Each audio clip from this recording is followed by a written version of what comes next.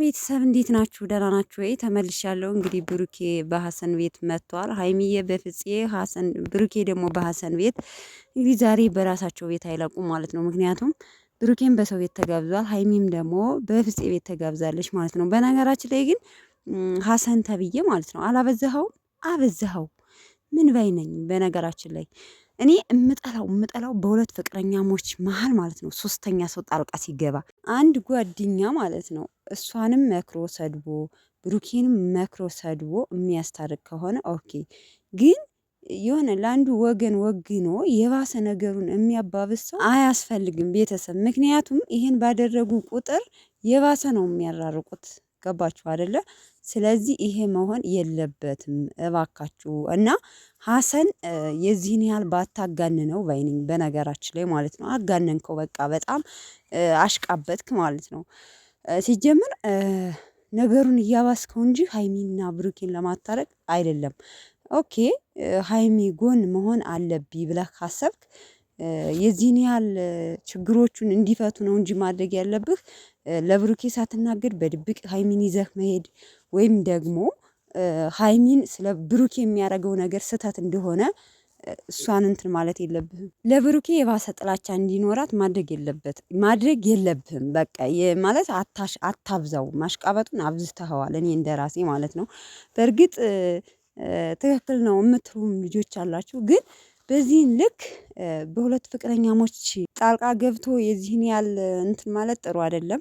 ሲቀጥል እኔ እንደራሴ አዲስ አበባ ይሄድልን በቃ ከሀይሚና ከብሩኬ ህይወት ወጥቶ ችግራቸውን እራሳቸው ተደባደቡም ተጨቃጨቁም እራሳቸው ይፍቱት ባይነኝ እኔ እንደራሴ ማለት ነው። ስለዚህ ሀሰን በቃ ይተዋቸው፣ ሀይሚንም ይዞ አይሄድ። በቃ ከብሩኬ ጋር ተነጋግራ ችግሩን እንዴት መፍታት እንዳለባት ይፍቱት። ስለዩ አይመለከተኝም። ይሄ ትክክል ነህ፣ አይመለከተኝም። ስትፈልግ ገደል ትግባዩ ማለት ነው። ምክንያቱም ህይወታቸውን እየበጠበጠቻቸው ያለችው እሷ ስለሆነች። ግን እዚህ ጋር ልጅ ካለ ትንሽ ይከብዳል ማለት ፍጥረት ነው በነገራችን ላይ ማለት ነው።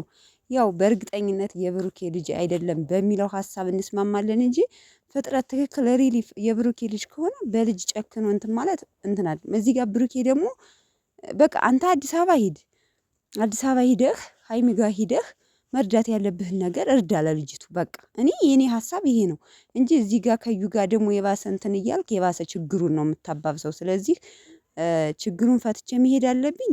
ልጅህን እንደማሰጥህ ልጅቱን እንደማሰጥ ነግርሃለች። ልጅ ከፈለክ ከሀይሚ ጋር ተለያይ አለችህ አይደለ? ስለዚህ ከሀይሚ ጋር ካልተለያየህ ከዩ ጋር አንተ ሀይሚን ፈልገህ ልጅን ፈልገህ ልጅቱን ከፈለክ ከሀይሚ ጋር ፍቅር እንትን እያልክ ሲጀመር ሀይሚ ፍቃደኛ አይደለችም እንጂ ከሀይሚ ጋር ሆነህ ልጅህን ማሳደግ ነው ያለብህ።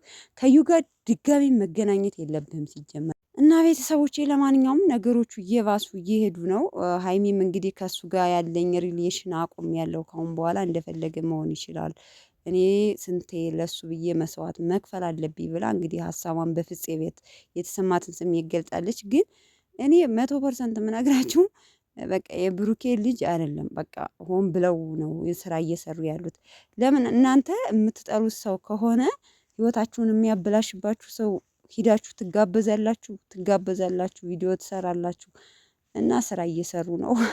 ለማንኛውም ግን በጓደኝነት ብሰሩት ራሱ ሀሰን በጣም ያሽቃበጠ ይመስላል። ለምን መሰላችሁ? እንዲሁ በሁለት አማቾች እኔ እላችኋለሁ ከዚህ በፊትም ሶስተኛ ሰው ጣልቃ ሲገባ ማለት ነው እናትም ይሁን ወንድምም ይሁን አባትም ይሁን ማንኛውንም ሰው ጣልቃ አታስገቡ። ለምን መሰላችሁ? ነገሩ እየባሰ ነው የሚሄደው ማለት ነው። ራሳችሁ በቃ ስትፈቱት ነው ነገሮቹ የሚፈቱት። ግን ይህንን ነገር ስለፈለጉት ይመስለኛል እነሱ ስለፈለጉት ነው። እና አይለያዩም። ዘና ፈታ በሉ እሺ።